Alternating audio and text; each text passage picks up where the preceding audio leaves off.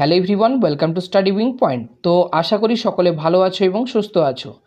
তো এই ক্লাসে তোমাদের সাথে আলোচনা করব আরআরবি গ্রুপ ডি 2022-এর 17ই আগস্টের থার্ড শিফটে আসা সমস্ত জিকে এবং জিএসের প্রশ্ন উত্তর নিয়ে।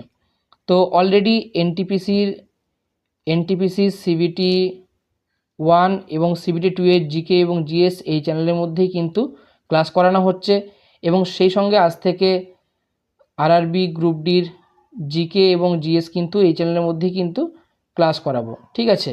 তো যারা যারা সিবিটি 1 এবং সিবিটি 2 এর ক্লাসগুলি দেখোনি তাদের জন্য বলবো স্টাডি উইং পয়েন্টের প্লেলিস্টে গিয়ে চেক করো, সেখানে তোমরা প্রত্যেকটি ক্লাস পেয়ে যাবে, অর্থাৎ যতগুলি ক্লাস করানো হয়েছে প্রত্যেকটি ক্লাস তোমরা সেখানে পেয়ে যাবে।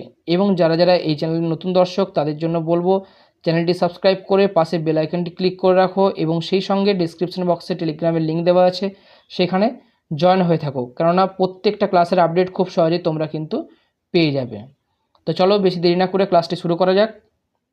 প্রথম প্রশ্ন বলেছে, একটি উপাদানের প্রতিরোধ ক্ষমতা নিচের কোন জিনিসের উপর নির্ভর করে? তো চারটি অপশনের মধ্যে সঠিক অ্যান্সার কী হবে চেষ্টা করো। তো সঠিক অ্যান্সার হবে অপশন ডি, তাপমাত্রা। তাপমাত্রা হলো এমন একটি উপাদান যার উপর একটি উপাদানের প্রতিরোধ ক্ষমতা কিন্তু নির্ভর করে, ঠিক আছে। পরবর্তী প্রশ্ন বলেছে, প্রতিক্রিয়াশীলতায় ক্রমহ্রাসমান ক্রমে নিম্নলিখিত ধাতুগুলি সাজাও। তো চারটি অপশনের মধ্যে সঠিক অ্যান্সার কী হবে চেষ্টা করো। এখানে তোমাদের ধাতুগুলি বলে দেওয়া আছে, ধাতুগুলি কিন্তু ক্রম অনুযায়ী সাজাতে হবে। তো চেষ্টা করো কী হবে। তো সঠিক অ্যান্সার হবে অপশন এ, পটাশিয়াম হবে, তারপরে সোডিয়াম, তারপরে জিঙ্ক, তারপরে তামা অর্থাৎ সিইউ, এবং এইচজি অর্থাৎ পারদ, এজি অর্থাৎ রূপা, ঠিক আছে। তো পটাশিয়াম এবং সোডিয়াম হলো ক্ষারীয় ধাতু, কি না ক্ষারীয় ধাতু এবং অত্যন্ত প্রতিক্রিয়াশীল এই দুটো ধাতু। এবং জেডএন দস্তা কিন্তু সোডিয়াম এবং পটাশিয়ামের তুলনায় কম প্রতিক্রিয়াশীল, ঠিক আছে। কিন্তু আবার সিইউ,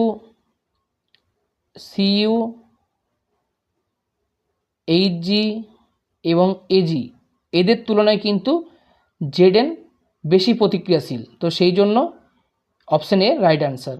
প্রথমে কি না পটাশিয়াম সোডিয়াম, তারপরে জেডএন জিঙ্ক, তারপরে কিন্তু সিইউ, এইচজি এবং এজি অর্থাৎ তামা, পারদ এবং রূপো, ঠিক আছে। পরবর্তী প্রশ্ন বলেছে, গ্রুপ 16 উপাদানে নিচের কোনটিতে সর্বাধিক অধাতু উপাদান রয়েছে? তো চারটি অপশনের মধ্যে সঠিক অ্যান্সার কী হবে? সঠিক অ্যান্সার হবে অপশন বি। তো আমরা সকলেই জানি যে ওপর থেকে নিচে আসলে অধাতব ধর্ম কমে। তো সেক্ষেত্রে উপরে কি আছে? অক্সিজেন, তারপর আছে সালফার, তারপরে আছে সেলেনিয়াম, তারপরে আছে টেলুরিয়াম, তারপরে আছে পোলোনিয়াম, ঠিক আছে। তাহলে সব থেকে অধাতব ধর্ম বেশি কার? অক্সিজেনের, ঠিক আছে, এটা মনে রাখতে হবে। পরবর্তী প্রশ্ন বলেছে, ভারতের পঞ্চায়েতি রাজ প্রতিষ্ঠানগুলি ভারতের সংবিধানে কততম সংবিধান সংশোধনীয় আইন অনুসরণ করে প্রতিষ্ঠিত হয়েছে? তো চারটি অপশনের মধ্যে সঠিক অ্যান্সার কী হবে? আশা করি তোমরা সকলেই জানো, কেননা এই প্রশ্নটি কিন্তু অনেকবার করে হয়েছে বিবিএস সেটগুলিতে, ঠিক আছে। তো সঠিক অ্যান্সার কী হবে? সঠিক অ্যান্সার হবে অপশন ডি, 73তম সংশোধনীয় আইন। তো 1992 সালে 73তম সংবিধান সংশোধনীয় আইনের মাধ্যমে এটি কিন্তু অন্তর্ভুক্ত হয়। এবং যদি তোমাদের প্রশ্ন আসে এটি কত নম্বর তফসিলে আছে, না একাদশ তফসিলে আছে। এখানে 29টি সাবজেক্ট আছে। কতগুলি? না 29টি। এবং আরেকটি কথা তোমাদের জেনে রাখতে হবে, এটি কিন্তু পার্ট 9-এ, কিন্তু আছে। যদি প্রশ্ন করে কোন পার্টে আছে, পার্ট 9-এ পঞ্চায়েতি রাজ ব্যবস্থা উল্লেখ আছে। পরবর্তী প্রশ্ন বলেছে, মানববৃক্কের নেফ্রনের নলাকার অংশ দ্বারা প্রাথমিক ফিল্ট্রেট থেকে নিম্নলিখিত পদার্থগুলির মধ্যে কোনটি নির্বাচিতভাবে পুনরায় শোষিত হয়? তো চারটি অপশনের মধ্যে সঠিক অ্যান্সার কী হবে? সঠিক অ্যান্সার হবে অপশন সি, গ্লুকোজ, জল এবং অ্যামাইনো অ্যাসিড।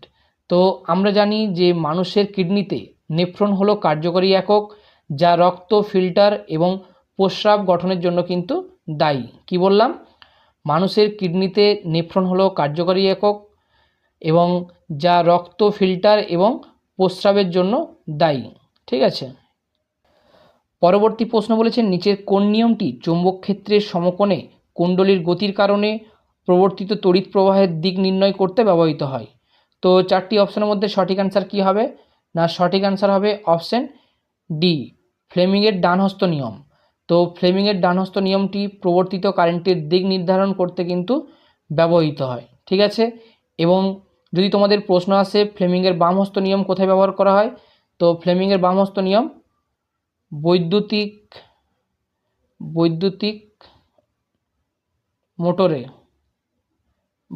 মোটরে কিন্তু ব্যবহার করা হয়। এবং ম্যাক্সওয়েলের নিয়ম এবং ডানহস্ত নিয়ম কোথায় ব্যবহার করা হয়? না, এটি কারেন্ট বহনকারী কন্ডাক্টরের চারপাশে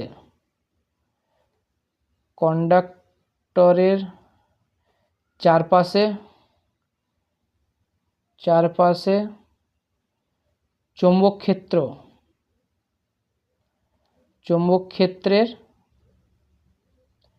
দিক নির্ণয় করতে কিন্তু ব্যবহার করা হয়। তো কি বললাম? না, এটি কারেন্ট বহনকারী কন্ডাক্টরের চারপাশে চৌম্বক ক্ষেত্রের দিক নির্ণয় করতে কিন্তু ব্যবহার করা হয়। পরবর্তী প্রশ্ন বলেছে নিচের কোনটি একটি মানব কোষের উদাহরণ যা তার আকৃতি পরিবর্তন করার ক্ষমতা রাখে। তো চারটি অপশনের মধ্যে সঠিক অ্যান্সার কী হবে? সঠিক অ্যান্সার হবে অপশন এ, ডাব্লিউবিসি। ডাব্লিউবিসির ফুল ফর্ম কি? হোয়াইট ব্লাড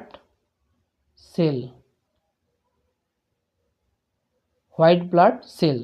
ঠিক আছে। পরবর্তী প্রশ্ন বলেছে অতীতে যে খরচ হয়েছে এবং যা ভবিষ্যতে পুনরুদ্ধার করা যাবে না তাকে কি বলে। তো চারটি অপশনের মধ্যে সঠিক অ্যান্সার কী হবে? না, সঠিক অ্যান্সার হবে অপশন ডি, ডুবে যাওয়া খরচ। অর্থাৎ যেই খরচ পুনরায় রিকভারি করা যায় না তাকেই কিন্তু বলে ডুবে যাওয়া খরচ। ঠিক আছে। পরবর্তী প্রশ্ন বলেছে একটি গাড়ির রিয়ার ভিউ মিরর হিসাবে ব্যবহৃত একটি উত্তল আয়নাটির ফোকাল দৈর্ঘ্য 2 মিটার। যদি একটি বাস আয়নাটি থেকে 3 মিটার দূরে অবস্থিত থাকে তাহলে এর চিত্র কোথায় তৈরি হবে। তো সেক্ষেত্রে এখানে অ্যান্সার বলার আগে তোমাদের সলিউশনটা আমি দেখাই। তো আমরা জানি কি 1/f সমান 1/v প্লাস 1/u। ঠিক আছে। তাহলে 1/f, তাহলে f এখানে কি? ফোকাল দৈর্ঘ্য। f কি? না, ফোকাল দৈর্ঘ্য 2 এবং u কি? u এখানে হলো বস্তুটির আয়নার সামনে যে অবস্থান করেছে সেই দূরত্ব। তো সেক্ষেত্রে 1/2 সমান 1/v মাইনাস 1/u। u কিন্তু এখানে নেগেটিভ হবে। কেননা বস্তুটি কিন্তু আয়নার সামনে আছে, তার জন্য এটি নেগেটিভে হবে। তো এখান থেকে সলভ করার পরে ভি তোমাদের বেরাবে। এখানে কিন্তু জায়গা নেই, সেই জন্য আমি তোমাদের অ্যান্সারটা করে দিচ্ছি। এখানে ভি এর মান বেরাবে 1.2 মিটার। ঠিক আছে। তো সঠিক অ্যান্সার কী হবে? সঠিক অ্যান্সার হবে অপশান ডি, আয়নার পেছনে 1.2 মিটার। এটি কিন্তু অ্যান্সার হবে। সঠিক অ্যান্সার অপশান ডি। পরবর্তী প্রশ্ন বলেছে যদি আমরা অ্যামোনিয়া দ্রবণ যোগ করি তাহলে একটি সাদা পদক্ষেপ তৈরি হয়। তো সেক্ষেত্রে চারটি অপশনের মধ্যে সঠিক অ্যান্সার কী হবে? সঠিক অ্যান্সার হবে অপশান সি,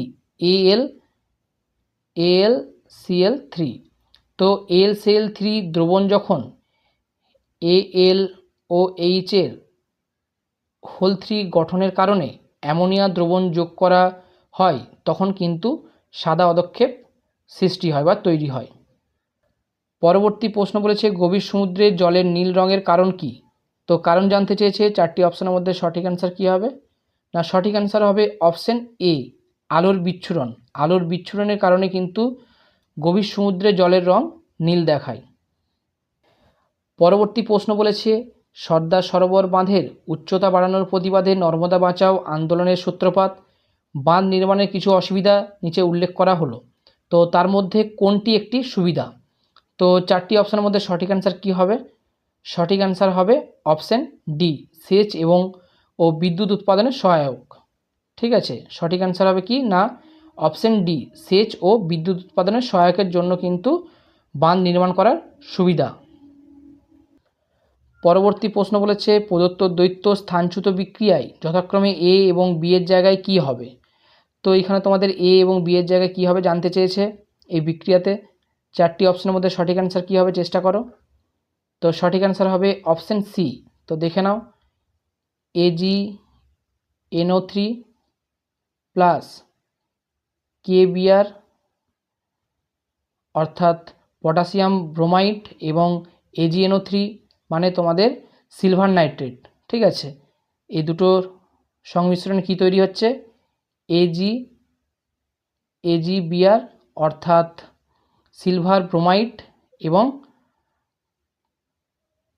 KNO3 অর্থাৎ পটাশিয়াম নাইট্রেট। তো সিলভার নাইট্রেট এবং পটাশিয়াম ব্রোমাইড বিক্রিয়া করে কি উৎপন্ন করছে সিলভার ব্রোমাইড এবং পটাশিয়াম নাইট্রেট। পরবর্তী প্রশ্ন বলেছে গোসিখুর্দ জাতীয় সেচ প্রকল্প নিচের কোন রাজ্যের সাথে সম্পর্কিত। তো 4টি অপশনের মধ্যে সঠিক অ্যান্সার কী হবে, সঠিক অ্যান্সার হবে অপশন ডি, মহারাষ্ট্র রাজ্যে কিন্তু গোসিখুর্দ জাতীয় সেচ প্রকল্প কিন্তু অবস্থিত। পরবর্তী প্রশ্ন বলেছে মাটির ক্ষয় আজকাল প্রধান পরিবেশগত সমস্যাগুলির মধ্যে একটি। মাটি সংরক্ষণের বিস্তৃত কৌশলগুলি নিচে উল্লেখ করা হয়েছে, ভুল বিবৃতিটি নির্বাচন করুন। অর্থাৎ এখানে কোনটি মাটি সংরক্ষণের কাজে ব্যবহৃত হয় না। তো 4টি অপশনের মধ্যে সঠিক অ্যান্সার কী হবে, অপশন ডি, অতিচারণ। অতিচারণ অর্থাৎ ওভার গ্রেজিং।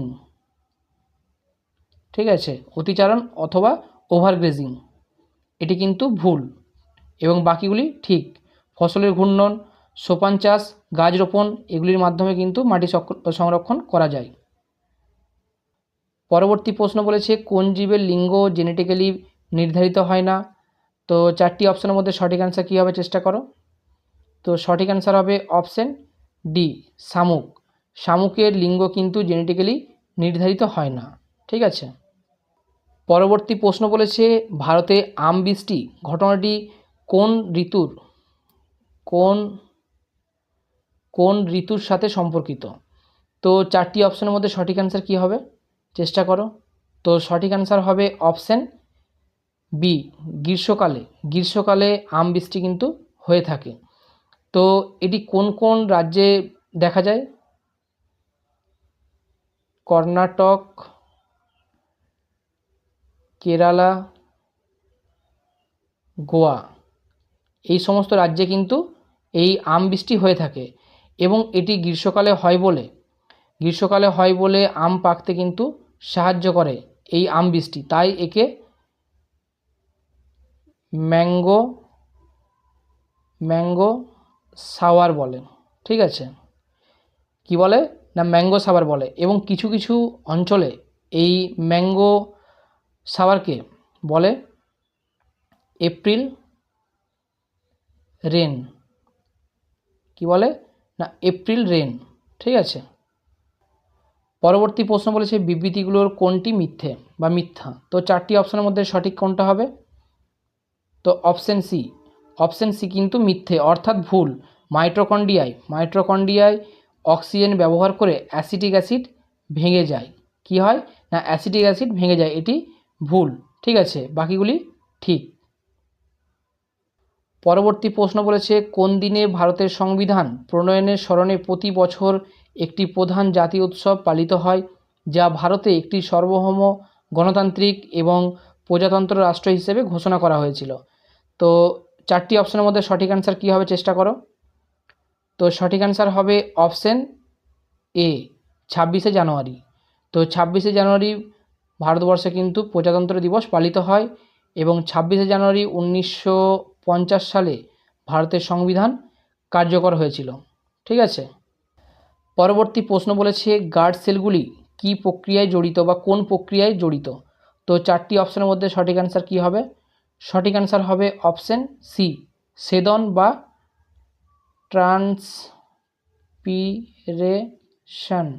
ট্রান্সপিরেশন অথবা সেদন এই প্রক্রিয়ার সাথে কিন্তু জড়িত। তো সেদন কোনটিকে বলে না উদ্ভিদ কিন্তু মাটি থেকে শিকড়ের মাধ্যমে জল শোষণ করে গাছের বিভিন্ন অংশে প্রেরণ করে এবং পাতার স্টোমাটার মাধ্যমে জলীয় বাষ্প হিসেবে নির্গত হয়। ঠিক আছে, এটাকেই সেদন বলে বা ট্রান্সপিরেশন বলে। পরবর্তী প্রশ্ন বলেছে নিচের কোনটি বৈদ্যুতিক শক্তির এসআই একক? তো 4টি অপশনের মধ্যে সঠিক অ্যান্সার কী হবে? সঠিক অ্যান্সার হবে অপশান এ, কিলোওয়াট ঘন্টা। এবং 1 কিলোওয়াট ঘন্টা 1000 ওয়াট ঘন্টা বা 1000 ওয়াট ঘন্টা বা 3.6 মিলিয়ন জুলের সমান। 1 কিলোওয়াট ঘন্টা 1000 ওয়াট ঘন্টা বা 3.6 মিলিয়ন জুলের সমতুল্য হয়। ঠিক আছে, এটা তোমাদের জেনে রাখতে হবে। এবং জুল হলো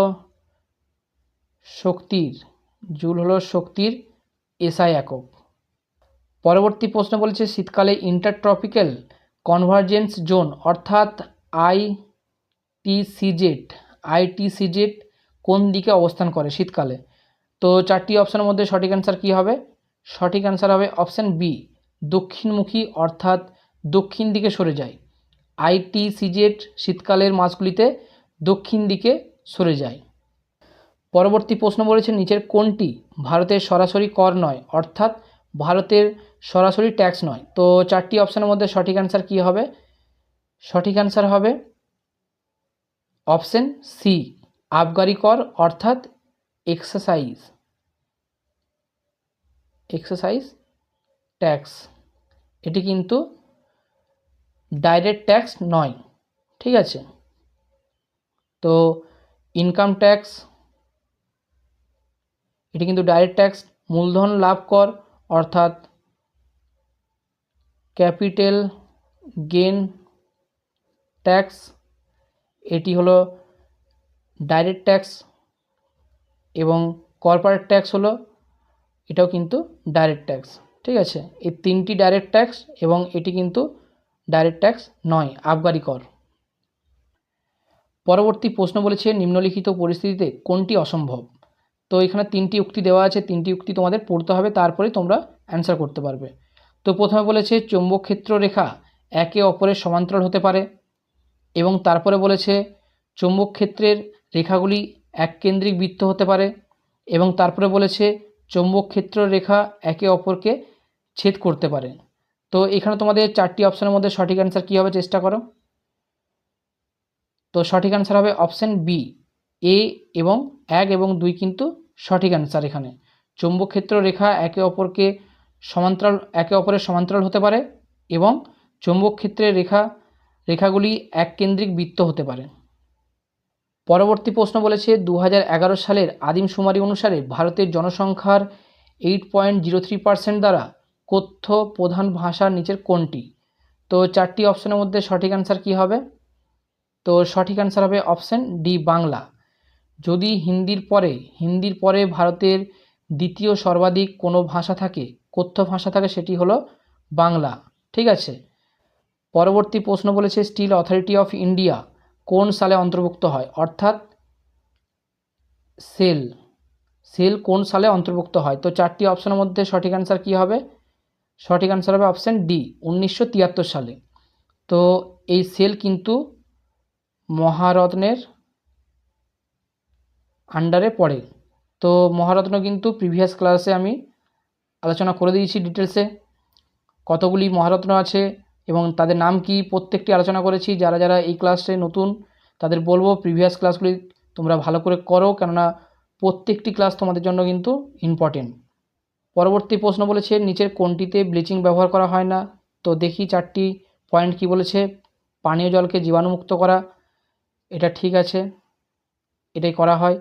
সোডা এবং অ্যাসিড অগ্নি নির্বাপক যন্ত্রে ব্যবহার করা হয়। অনেক রাসায়নিক শিল্পে অক্সিডাইজিং এজেন্ট হিসেবে ব্যবহার করা হয়, ঠিক আছে। তারপরে 4এ বলেছে কেক বানানোর জন্য, না এটা ভুল, কেক বানানোর জন্য কিন্তু ব্লিচিং ব্যবহার করা হয় না। তো এখানে সঠিক হবে অপশান এ। পরবর্তী প্রশ্ন বলেছে নিম্নলিখিত বৈশিষ্ট্যগুলির মধ্যে কোনটি বলে যে ভারতের জনগণ তাদের প্রতিনিধি করার ক্ষেত্রে সরাসরি ভূমিকা রাখে? তো 4টি অপশনের মধ্যে সঠিক অ্যান্সার কী হবে চেষ্টা করো। তো 4টি অপশনের মধ্যে সঠিক অ্যান্সার কী হবে? না সঠিক অ্যান্সার হবে অপশন এ সরকারের সংসদীয় প্রণালী অর্থাৎ